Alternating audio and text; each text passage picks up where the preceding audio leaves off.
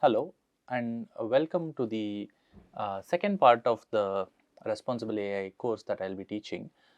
In the first part, we looked at privacy aspects of responsible AI, and we looked at how one can achieve a statistical notion of privacy called differential privacy. In the second part, what we are going to look at is the fairness aspect of responsible AI. In other words, we are going to ask the question: are machine learning algorithms fair? If if so, what does it even mean to say an algorithm is fair, and why does it matter to develop algorithms which are fair, right? So these are the type of questions that we will try to ask and answer in this part. Again, fairness has been quite well studied in recent times in machine learning literature over the last 5 to 6 years at least. There has been several advances in machine learning with respect to fairness. So our goal is not to be complete here, but to give a high level overview of why fairness is an important aspect to consider in machine learning algorithms, some of which you might have already seen in some of the earlier lectures, but then we'll recap some of those things as well, and at least give a flavor of how fairness can be achieved in by taking a couple of specific machine learning tasks and then trying to make such tasks fair in a certain sense. That would be the overall goal of this part of this course. As I said, it's going to be like a high level overview, so we'll try to make it keep it as light as possible. At the same time, we'll also dwell into some specific details about fairness, right? So that's the main idea. Okay, so all of us know this. It's a good thing to good idea to recap this. What is a machine learning pipeline? You have some data, and you run your favorite algorithm on the data, and then out comes a model, and you can use this model to make predictions or forecast or whatever it is the model is built for. And now it's tempting to take this model as such and then put it in the real world. But as this course has been time and again stressing, if you just do that, things might break, right? So you might have certain issues of directly translating a model or taking a model and then applying it to the real world. And one of the things that might break is the fairness aspect, which is what we want to talk about. But before that, what we will do is we'll do a kind of a quick recap of some prototypical machine learning algorithms. Again, these are algorithms that you might have seen elsewhere in other machine learning courses. But our goal is not to discuss these algorithms in detail, but then just to give a recap, so that later on what we will try to do is we will try to use notions of fairness that we will develop and then apply it to these machine learning algorithms. Okay, so just to recap, here is a famous unsupervised representation learning algorithm called the principal component analysis. Well, what is the goal here? So you have a bunch of data points. These data points can be, you can think of these data points as a bunch of images. Here, each image is some 28 cross 28 pixel image. So now you can think of this as a data point in a flattened space, right? So if this is, let's say, 28 cross 28, then this would be, you can think of this as a 1 to 28 cross 28 dimensional vector, where we are stacking the pixel values of this image and then calling that as a 28 cross 28 dimensional representation of this image, right? So that would be your first data point. And then let's say you have a bunch of such data points, and now we want a low dimensional representation of these images. And your principal component analysis is a standard technique to find out certain interesting and relevant low dimensional representation of these images. And the way you do that is you find the directions where if you project these images, then most of the variance in the images is retained, right?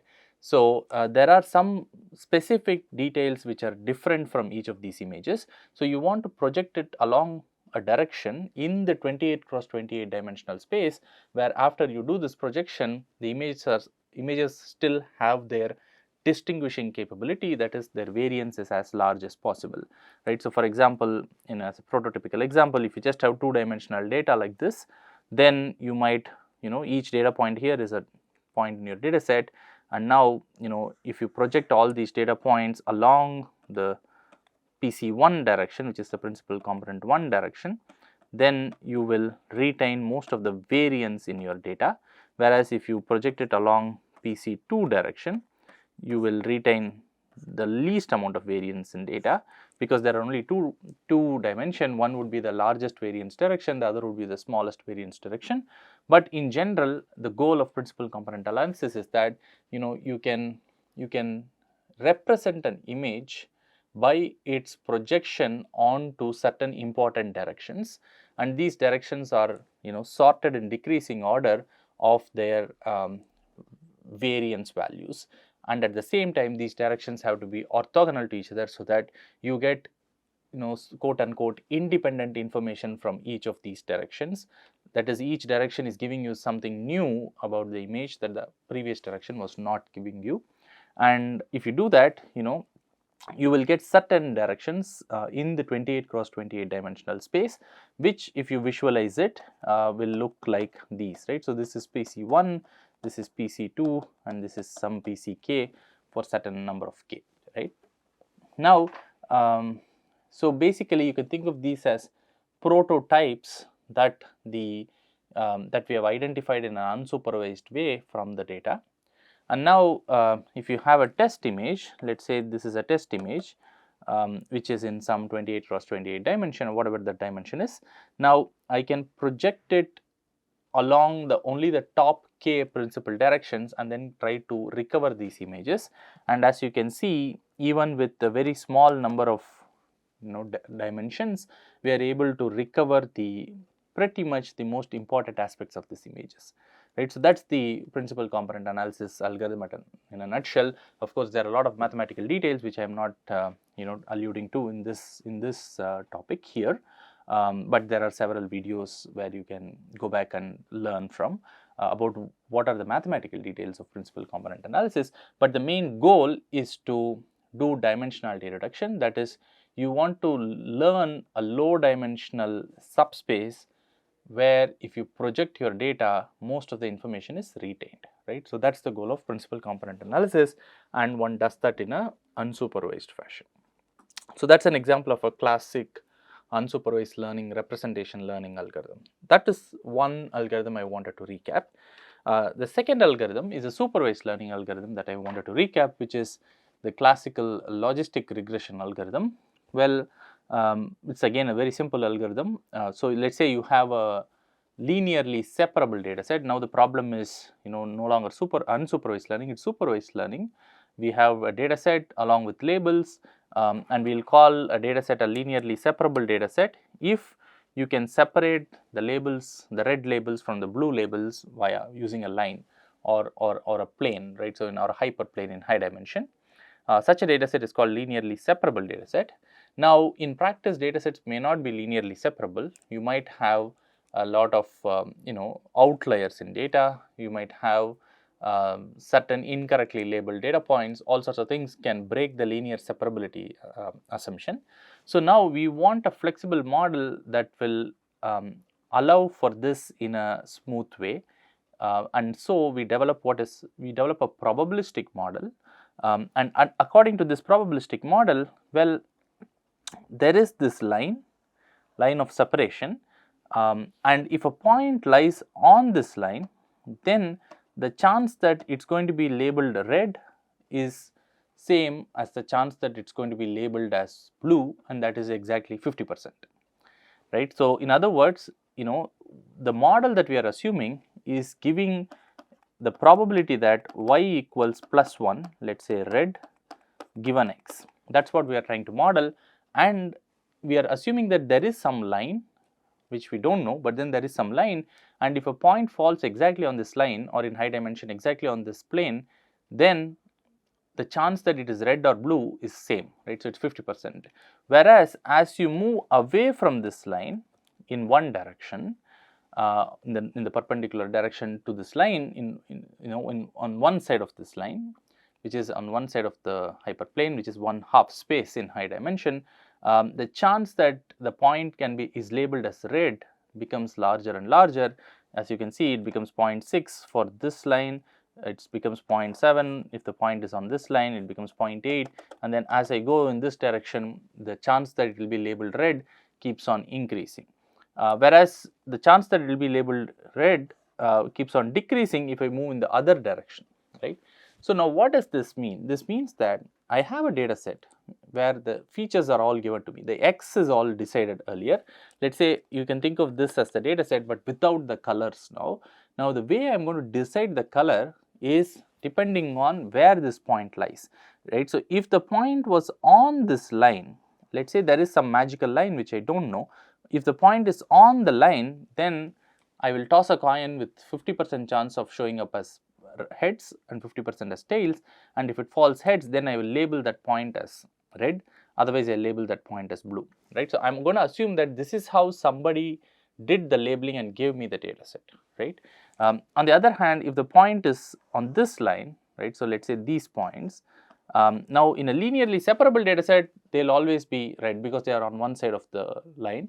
But in the logistic regression assumption, we are going to assume that, well, this point can be either red or blue, but then the chance that it is red is much higher than the chance that it is blue, which means that if I toss a coin with probability 90% of coming up as heads, but then if it fell on the tail side, then I am going to label this point as blue, but then that happened with a small probability. So that can be treated as an outlier data point, right? So which means that not many points are going to be blue on the red side, and not many points are going to be red on the blue side, right? So, but then you still allow for non-linear separable data, and now the goal is, how do you model, first of all, how do we model this probability of y given x?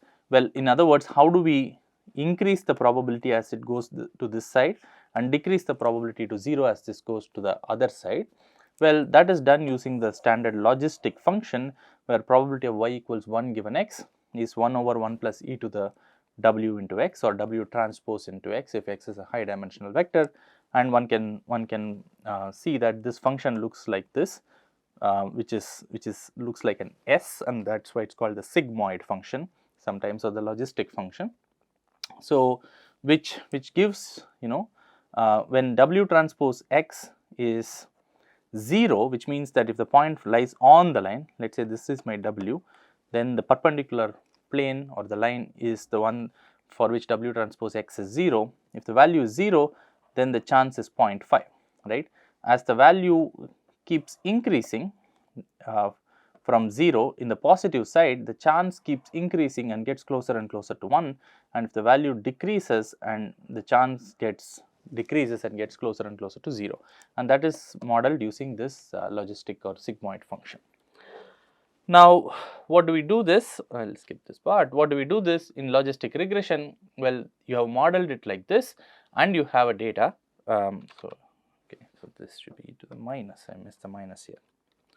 Yeah. So, and you have a data set, and now you want to find that line now such that if I used that line as my base and then decided on the probabilities of flipping with, deciding blue or red, and I generated the data set, then which is that line which has the largest probability of or likelihood of explaining the data, right? So that's the question we ask in logistic regression.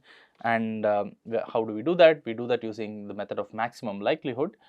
So we write down the likelihood function L, which is a function of w and the data, and we treat this as a function of w. Well, w means that's just the normal vector to the line that separates, the ideal line that separates the positives from the negatives, except that there is some probability that outliers can happen. And now we want to ask, for every w, what is the chance that this w explains the data if the process that we assumed that generates the data is just as I mentioned, and then we try to find that w which has the largest probability of explaining the data. One can use a standard gradient descent to do a to do the maximum likelihood. Well, because it's a maximization problem, you would do a gradient ascent and you can find a W, right? So there is no closed form solution. You cannot take the gradient set to 0 and get a solution in logistic regression. Nevertheless, you can apply standard gradient methods to solve this, right? So that's the simplest way to solve this problem. Again, that's just a recap of a supervised learning algorithm, which is a classical algorithm. Many of you might be aware of it. Now, what I'm going to do is take you quickly through ideas of fairness and ask why is fairness an important deal in machine learning, right? Of course, whatever we have done so far, right? So, in the classical machine learning world, the focus has always been on accuracy, right? So, we always want to develop models such that in the test time, during the test time, the model performs as well as possible.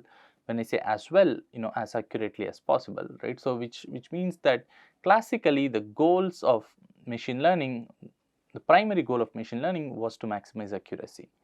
But now what we are asking is, are our algorithms fair? But what does it mean to ask an algorithm is fair or not, right? So what does fairness even mean? And before we answer that question, let's quickly go through some examples where machine learning algorithms may produce unfair outcomes, right? So one example was this problem that came up a few years back. When you searched for the ugliest language in India, it would throw up, Google would say Kannada as the answer. This is clearly not something that Google intended to do, but somehow the algorithm that was responding to queries, picked this up, right? So, and this became a big problem, and Google in fact apologized for this, and so on and so forth.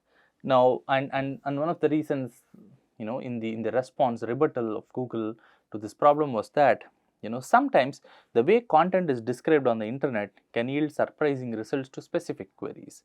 In other words, what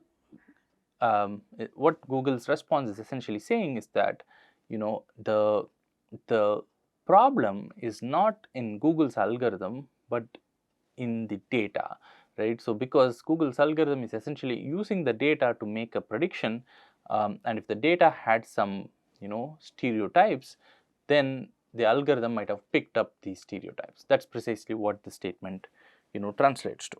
That is one example. Here is another classical example, and this is this was by this is the result of a system that called Compass that was used in the US to give risk scores for acquitted criminals, right? And a judge would look at these risk scores and then decide the number of years a person might spend behind bars.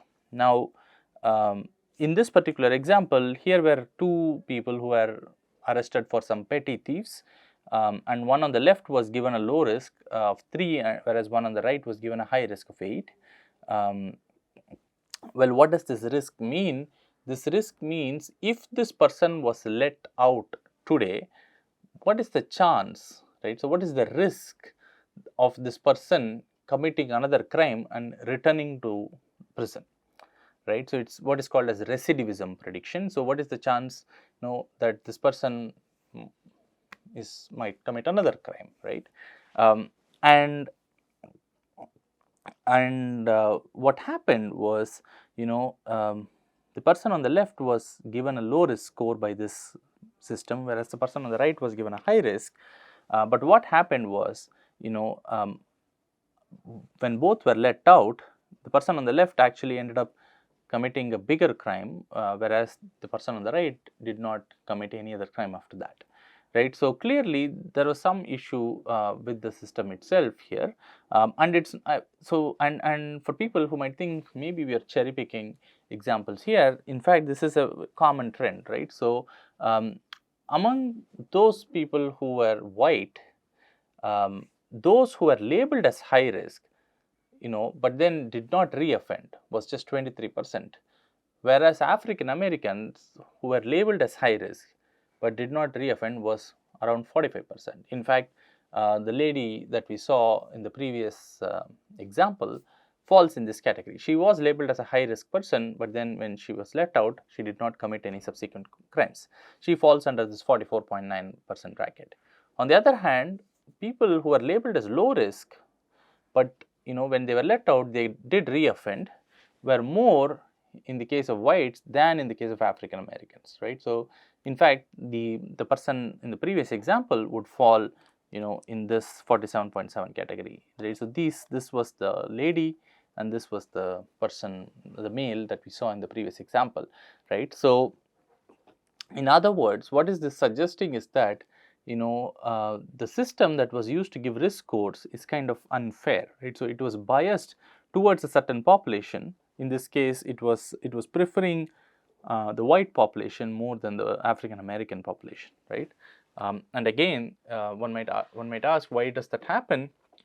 Well, that happened because the algorithm that was used uh, was training on data which was perhaps biased, right? So maybe the previous judges who had given sentences and the number of years were perhaps racially biased, and so the algorithm was kind of picking up these traits from data without knowing that the data itself has these inherent biases. There are several other examples. I'm not really going to go into details about many of these examples. One of the examples is, again, Amazon was maybe this is around a decade ago or less than that, scraps a secret AI recruiting tool that showed bias against women, right? So there is a gender bias here. So the previous example was an example of a racial bias that the algorithm was picking up. Here it is gender bias that the algorithm was picking up. In other words, two people with exactly similar or same qualifications, this tool, which would look at the resume and screen this person for further interviews, would allow a male candidate to be screened, to be let into the next interview, whereas it would block a female candidate, right? So there was some inherent gender bias, and that was probably that could have been explained by saying that the data on which the algorithm was trained was on the resume of people working at Amazon at that point, and they were perhaps there were more male employees at Amazon than female. So somehow there was some correlation that the algorithm kind of picked up and used that to make unfair decisions.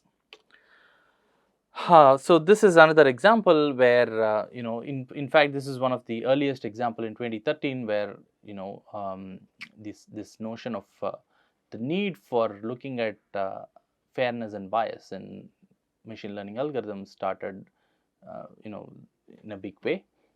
Here this was by Latanya, professor at the Harvard University, and what she was studying was the following problem statement.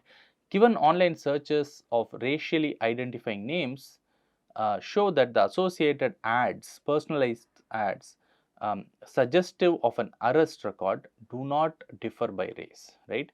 So the names, in the US there are certain names which can be identified or more commonly associated with certain race, and the goal of this was to show that if you search for an ad with a racially identifying name, the ads that you end up getting should not have anything to do with arrest records, right?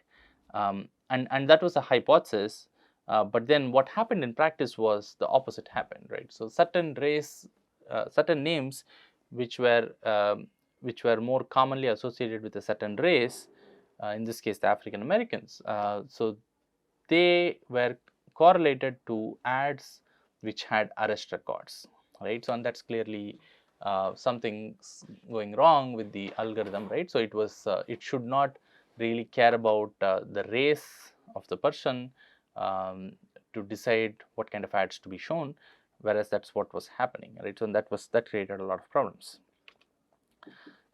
So now this is the time and age of large language models, and which means one step before the large language models were these embeddings that you learn from data, and these embeddings are somehow, you can think of these embeddings as some kind of a vector representation of words, and the goal is to make sure that the standard mathematical operations or measures of distance in these embedded space correspond to semantic relatedness of words themselves, right? And that's how you learn these embeddings from data, and now you can use such distance measures then to ask, if I give you a word like woman, and then that would have a corresponding point in some embedding space. Let's say it's a 100-dimensional space, which means that the word woman will have a 100-dimensional vector associated with it. The word man will have a 100-dimensional vector associated with it. Now you can ask, what are the embeddings of professions that are closest to the embeddings of the word woman, and what are the embeddings of professions that are closest to the embedding of the word man. And now if you do that, what you get is the embeddings that are of professions that are close to women are things like nurse, secretary, teacher, saleswoman, actress, whereas for a man it was officer, hunter, commander, god, cameraman, etc. Right. So in other words, there are some social stereotypes which have been propagated to these word embeddings as well, right? So some, what they call as the sexist prejudice gets seeped into the AI system here, or an ML system here, which is learning these embeddings. Now, similarly, if you look at sentiment related words, women is more closer to sentiments of wedding, divorce, annulment, engagement, marry, etc., whereas a man, it's attack, combat, power, etc. Again, the stereotype of society gets seeped into these kind of embeddings, and we don't want these to happen, because if you are using these embeddings later for some for showing some ads related to certain professions, then essentially we are propagating already existing stereotypes, right? So if you're a woman who's searching for something, then there's a good chance that you'll be shown a job ad involving a secretary or a saleswoman, whereas if you're a man, then you would get an officer or a commander, right? So now we don't want AI systems to change the type of profession which is relevant to be shown as an ad based on the gender, right? So it should be based on the qualifications and so on and so forth, but it need not be, it should not be based on gender, right? And if you're using these word embeddings to do that, there is a chance that these gender biases can affect online searches as well, and we want to avoid that. And even the latest large language models, this is perhaps taken from an older version of ChatGPT, but then I think even the latest version have similar issues, that ChatGPT itself says that it may occasionally produce harmful instructions or biased content. So which means that it's a huge language model with billions and billions of parameters, and it's we don't know when and how it might produce some biased content, and that's not at all desirable, right? So which means that we want these already publicly deployed and widely used AI ML algorithms slash packages to be fair, right? So we don't want them to be biased, but then we know that they can potentially be biased, and we don't want that to happen. We want to remove such biases. So the big question is, how do we fix it, right? So that's the question that we are asking.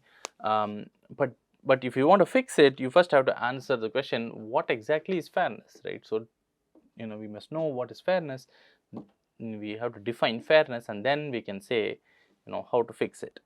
And that's precisely where the issue comes, right? So because what is fair, philosophically speaking, is a very subjective notion, right? So and now if you want an algorithm to be fair, we need to resolve the problem at a one higher level, at a human level. And even humans, as humans, it's sometimes there are situations where we don't you and I may not agree on what is the right notion of fairness, right? So both of us might have our own justification to what is fair.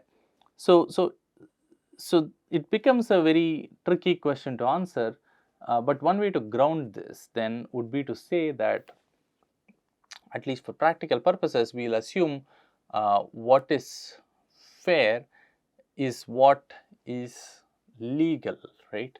So whatever that stands in a court of law is what we are going to think of it as fair, right? So if someone can go to the court, challenge the algorithm's output, and then argue within the boundaries of law that the algorithm does something unlawful, then that's what we will call as unfair, right? So now the question is, how can we define this? So what we'll do is give you glimpses of a couple of examples.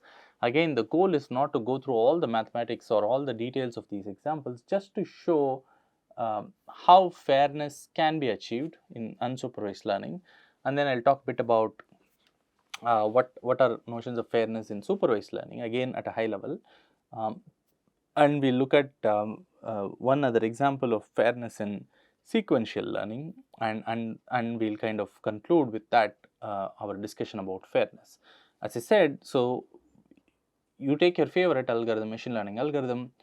Today, there's a good chance that people have looked at how to make that algorithm fair, or people have thought about when can that algorithm be unfair, and then how they've thought about how to fix that. So again, the goal is not to be comprehensive here, but then give you a flavor, right? So we'll pick one from each broad paradigm of machine learning and then try to understand what fairness might mean. So in the unsupervised learning, I mean, as we saw in the recap of the fairness part, we looked at the classical unsupervised learning representation learning algorithm called PCA, principal component analysis, and we are going to see, can PCA produce unfair outcomes? And the answer to that is yes, and then we will see how to fix that, so to say, and how to make PCA fair, right? So that's the high level goal. Okay, so yeah, we want PCA to be fair. So this is a work that came a couple of years ago, where they demonstrated that PCA, which is trying to reconstruct images using low dimension, is unfair towards certain population. In this case, the population that they considered is the female population. So what you're seeing here is, so you have a bunch of features in some high dimension, and then you project it to low dimension, and so this axis tells me how many dimensions I am considering, or the number of features that I consider in PCA, and the y-axis tells me if I consider that many features and then try to reconstruct these images only using those many features, how much do I miss out, right? So what's the average error across a particular population of how much I miss out if I reduce the number of dimensions, right? And then what you see is in this graph is how much do you really miss out for the male population versus the female population. And as the graph shows,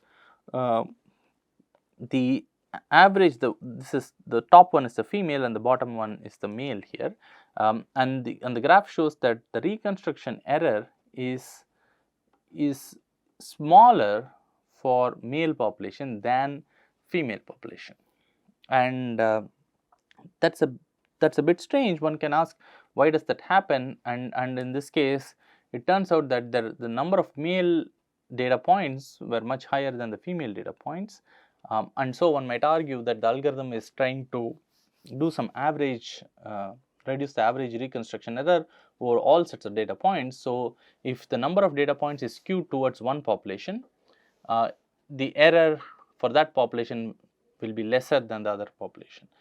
So what the authors did is they kind of resample the data such that the number of data points from both the classes, this case the classes meaning male and female, are exactly the same, and then they try to ask the question, well, now if I do PCA on this resample data, would I still see some kind of bias? And the answer is they did see, right? So it was the case that even if the number of males and females were the exact same number in your data set, the males had a lesser reconstruction error than the females. So that is clearly unfair in certain sense, and what the authors wanted to do was to fix this somehow, and the way they did that is using the following. So they developed what is called as a fair PCA algorithm. If you again recollect PCA, basically if you have a data matrix X, then PCA finds some X hat, right? So if you have a data matrix X, PCA finds the X hat, which is the reconstructed data matrix by taking certain number of features, and the reconstruction is done such that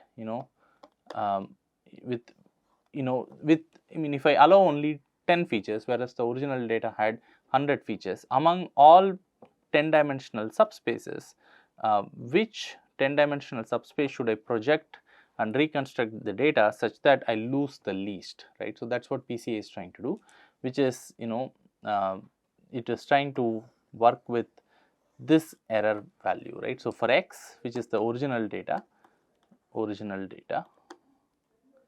now you have X hat, which is an approximated or reconstructed data, and then you want X hat to approximate X as best as possible, given that you are forcing X hat to have just 10 dimension, whereas X had 100 dimension, right? So that's the when I say X hat has 10 dimension, it is reconstructed using just 10 dimension.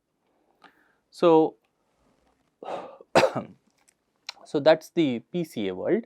Now, and we know it might be unfair to certain population.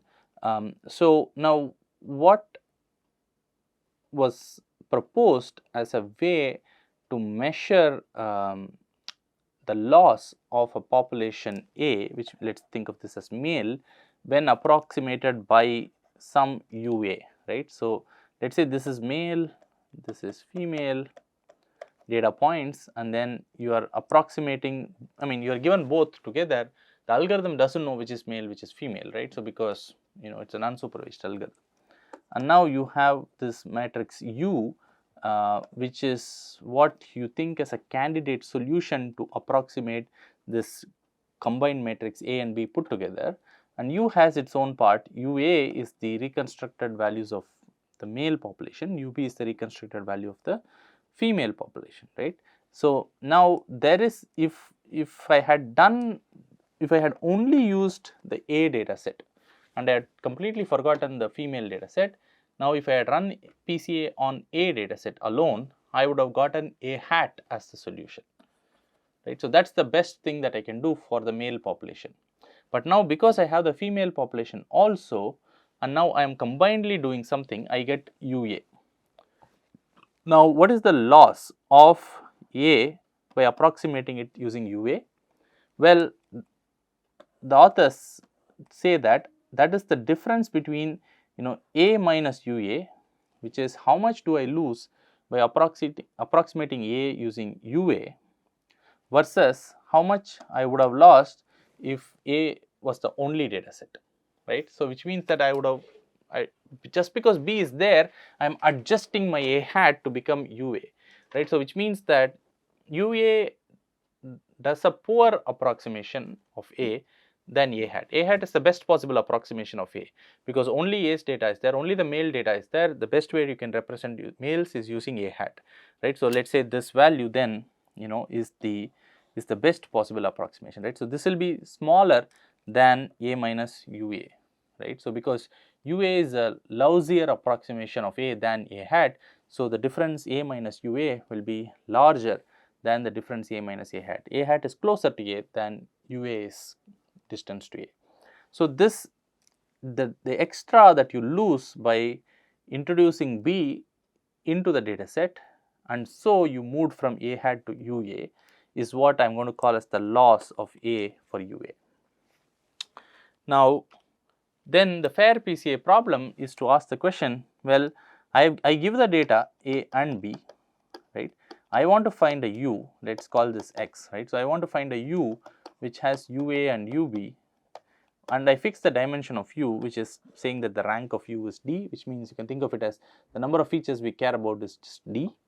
And now the fair PCA problem is to find such a U, right. So, for every fixed U, I am going to think of how much do I suffer for this U as the average loss for using UA to approximate A as opposed to A hat, and the average loss of using UB to approximate B as opposed to using B hat, right. So, how much extra do I suffer by using UA instead of A hat versus how much extra that I suffer using UB instead of B hat, right. So, the maximum of this, of course, scaled to, so that if both of them have the same number of data points, it does not really matter, the cardinality does not matter, but if one has much more data points, then we are looking at the average excess loss because of using UA instead of A hat,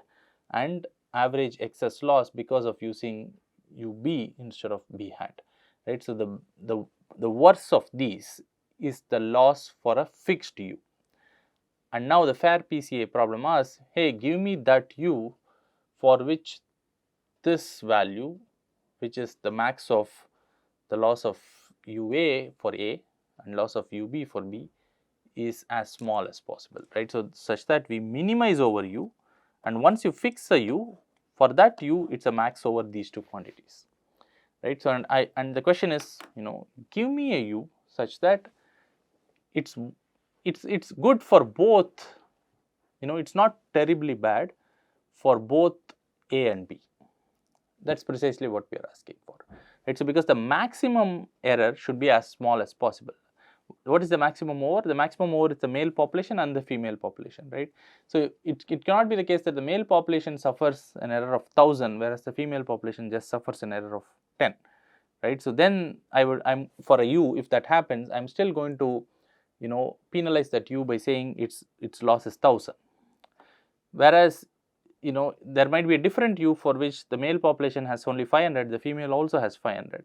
Now, that is a better U for me, right. So, because the maximum is just 500, whereas in the previous case one population was very well approximated, whereas the other population was not. So, I will always look at the population which is poorly approximated and think of that as my performance measure for that U, right.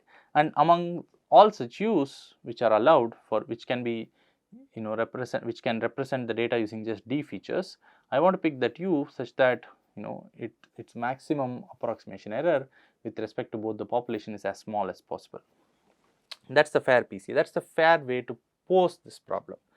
Now, I will not go into the details of how to solve this, but it suffices to say two important things. One is that if you solve the previous problem, then something interesting happens. At that optimality, the optimal U has the exact same amount of loss for both the male population and the female population on an average, right. So, that is what this theorem says, which is what the authors prove in this paper. The loss of A, right. So, by approximating A as UA, the average loss, and approximating B as UB, remember U is just UA UB,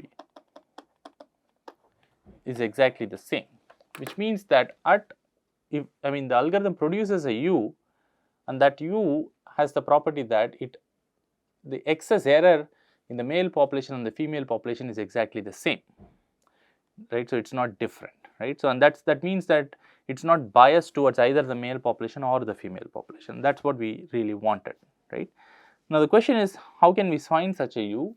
Well, the authors again give a semi-definite programming based algorithm to solve this problem, and you can get a U. We will not really get into that detail, but suffices to say that there is a polynomial time algorithm, perhaps not that efficient, but still polynomial time algorithm that achieves this U, that outputs this U. Now, as you can see, what has happened is, the reconstruction error here that you are seeing here, right. So, earlier there was this gap between male and female, which is this extra gap that you would have seen here, but then now after doing fair PCA, the gap, there is no real gap, right. So, you will not see, I mean pretty much the reconstruction error is even tightly bounded, right. So, here the loss by definition, by our theorem, right. So, earlier if you saw how much extra in the reconstruction error that the males were suffering than the females, well, the males were suffering much lesser than the females, right. The females loss was much more than the males loss, but now the theorem, according to the theorem, at optimality these two should be the same, and that is why for the fair loss there is only one curve, right. So, it is the same for both. Here this is the right hand side picture is telling you that earlier there was a big gap in the reconstruction error. Now, after you did the fair version of PCA, that gap has kind of reduced, right. So, which means that this is a better option in general. So that's the that was an example for fair unsupervised learning. Now, we will talk bit about fair supervised learning. Again, there have been several approaches here. The goal is not to cover everything, but just to give a flavor, right. So, in fair supervised learning, again, what is the notion of fairness? Well, even in legal terms, there is no single notion of fairness that has been agreed upon. There are multiple notions of fairness, including this laundry list of notions of fairness that I have listed here.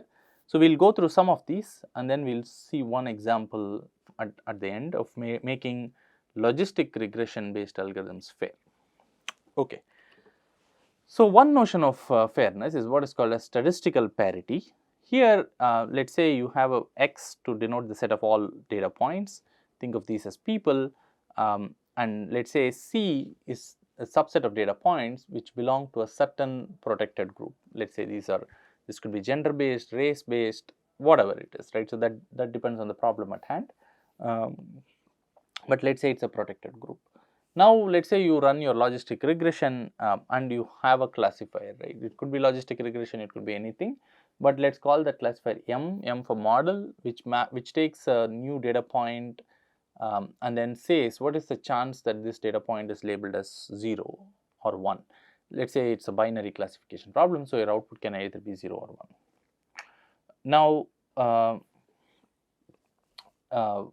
well, not the chance, but we'll just assume that it's a deterministic classifier where given a new data point, it's going to tell me whether that data point belongs to class 0 or class 1. If it is logistic regression, then you get a chance, but then you threshold it at 0.5 and then say if it is greater than 0.5, that data point belongs to class 1, otherwise it belongs to class 0, right. So, let's call that model or classifier as M.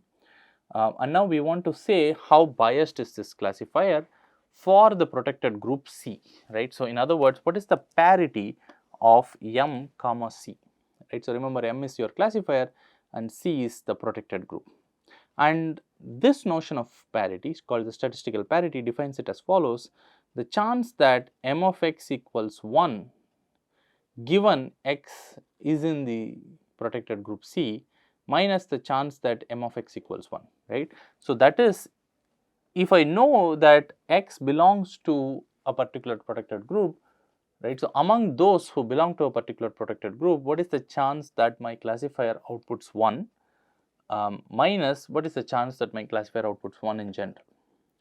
You can think of it as, let us say the classifier was trying to predict whether a person is going to get a job or not based on certain features. Now, what this parity is saying is that what is the chance that a person of a certain protected group gets the job minus what is the chance that some person gets the job. Now, if it is an unbiased classifier, there should not be any parity in this, right. So, it should not matter whether a person belongs to a group or not in deciding, in the algorithm deciding whether the person gets the job or not. Of course, the other features will determine, but not the fact that a person belongs to a certain group or not, right. So, and this difference is what we call as parity, and that ideal classifier, the parity should be 0, right. So, because we do not want any difference at all in an ideal classifier, but in practice what people do is we will try to think of parity as a performance metric, and we will try to balance accuracy and parity, right. So, we will kind of trade off a little bit of accuracy perhaps if you can increase your parity, right. So, when I say increase your parity, well, the difference goes closer and closer to 0. If you can make sure your algorithm does that, then that's a good thing for you, right. So, that's one notion of fairness called statistical parity, and there are several other notions. Equality of opportunities is one thing, where again X is the set of people, C is the protected attribute. Let us say you have a classifier which maps X to 0, 1, binary classification, and now we want to call the opportunity inequality of the classifier for the protected group C as very similar to what we had earlier, but slight with a small twist, right. So, given that a person belongs to a particular category and the truth is that person truthfully deserves a job, what is the chance my algorithm or my model says this person gets the job? That is probability of m of x equals 1, which is the chance that my algorithm or model says this person gets a job, given that that person truly should get a job and belongs to a protected attribute, right. So, these are those who should be given an opportunity. The true answer is y equals 1, right. So, these are people who should have been given an opportunity. Now, if there is an equality of opportunity, then it should not matter whether that person belongs to a certain group or not. As long as that person truly deserves the opportunity, it should not matter whether the person belongs to a particular group or not, right. So, that is what it means. The measure of inequality then is the difference between the chance that an algorithm says the person will get a job among, or given that the person truly deserves the job and belongs to the protected attribute, minus the chance that the algorithm says the person gets the job given that the person truly deserves the job, right. So, we are only now focusing on those who truly deserve the job, and now we are asking how much inequality is there between the protected group and the non-protected group, right. So, that's the equality of opportunity. Of course, we want this to be 0 in practice, in theory, right, so in the ideal case, but in practice we kind of try to make this as small as possible and then we will trade off with accuracy. That is the same idea as before, right. So, and then there are other notions also. I will probably not go through these in detail, but what we will really look at is one example, which is fair logistic regression. We already saw logistic regression in terms of recap.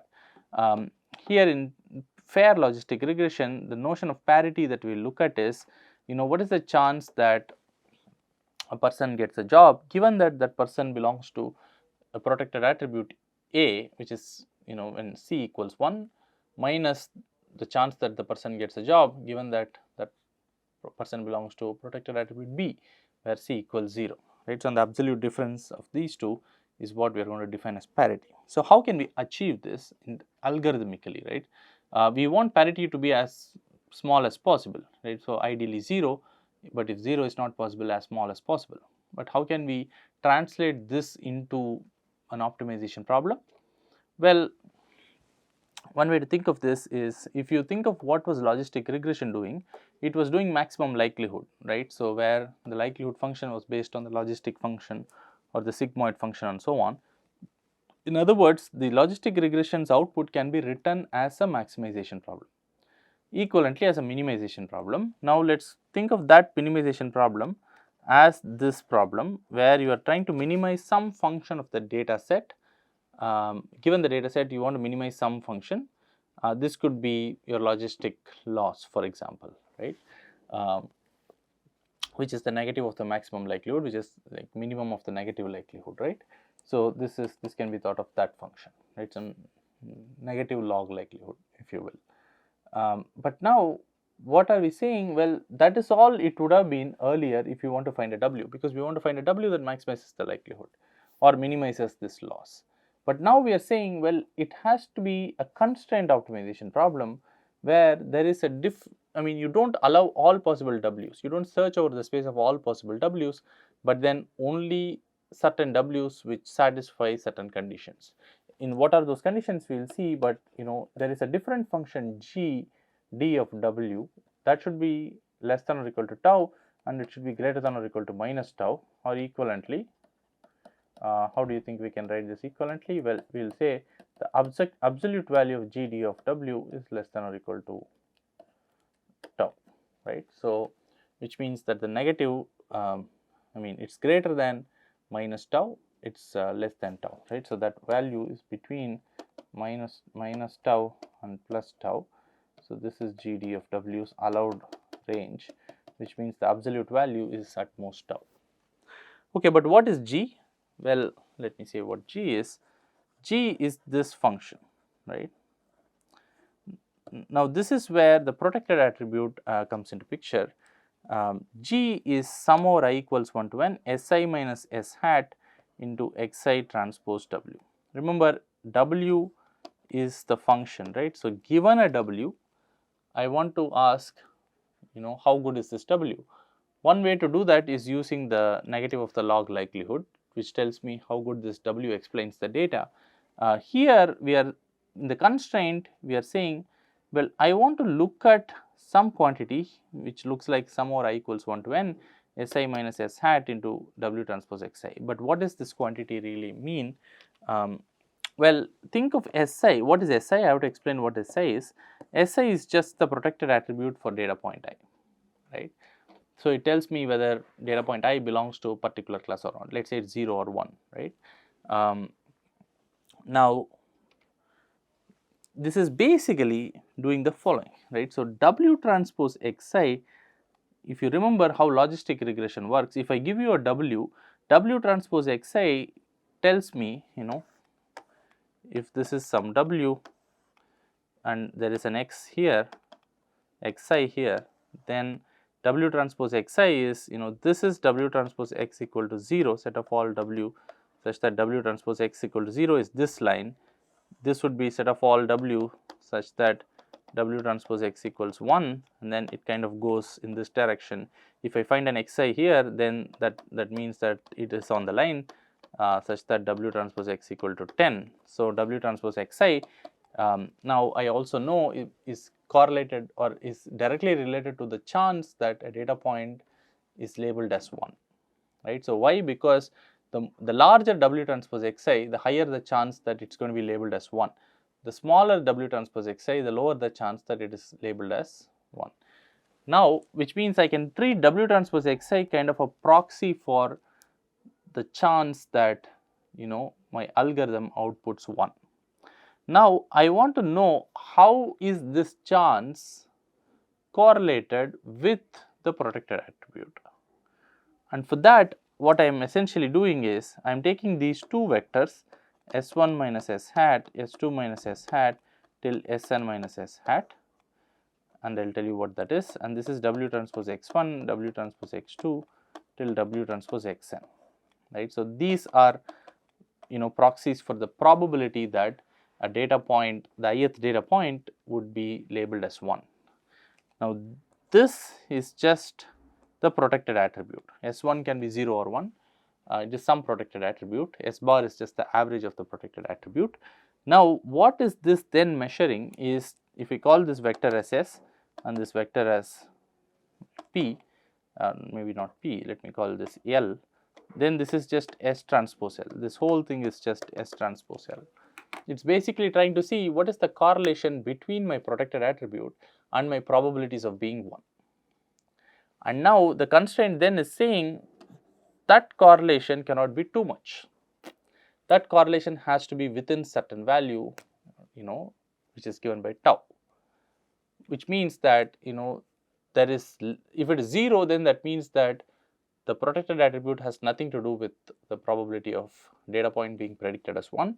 But if it is small, then that means that that effect of the protected attribute on the probabilities of prediction is negligible.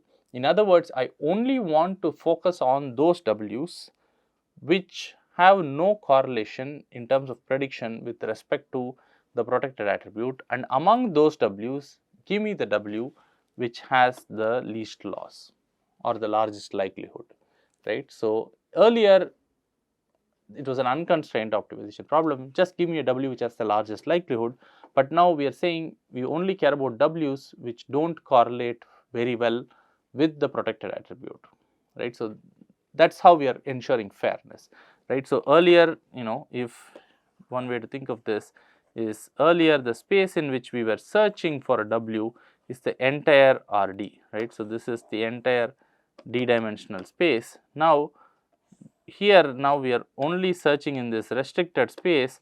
This is the set of all W such that sum over I W transpose xi into Si minus S bar absolute value is at most tau. The correlation between these two guys is smaller, right. So, which means maybe the actual maximum likelihood solution is this, right. So, ML W star ML, the maximum likelihood solution is somewhere here, but now I am forced to search in the smaller space because this is the fair space. Every W here is fair because it does not correlate well with the protected attribute. So, it is a fair space. Among those W's which are fair, give me the W which has the best chance of explaining the data. That is the way you would do fair logistic regression, right. So, that is one example of a supervised learning algorithm which is also fair. Well, there are versions of fair algorithms for sequential learning problems as well. For instance, there are fair multi-arm bandits algorithms. What I am not going to do is, I am not going to describe how you will achieve fairness in a sequential decision making setup. I just want to let you know that people have studied this as well, because to understand this, we will have to understand the multi-arm bandits problem in much more detail, which might be beyond the scope of this course. So, I am not getting into that details here, but I just want to let you know that there are certain simple algorithms, even for case where the data is not available completely, but then it arrives one at a time. Even in those cases, there are algorithms which can be made fair in a certain sense of fairness, right. So, just to summarize, I mean, we did see about fair PCA and fair logistic regression. We did not talk about fair multi-arm bandits, but all I wanted to mention is there are fairer versions of sequential learning algorithms as well. So that was the brief overview of fairness in machine learning algorithms. Again, as I said, the goal was not to be comprehensive, but just to give a flavor for how one would achieve fairness, right. And one of the common ways in supervised learning is to constrain your model to a fair space, right. So, you are not searching everywhere, but then you are only searching in a space where that the model is, model will definitely be fair, right. So, that is the way fairness is typically achieved in machine learning.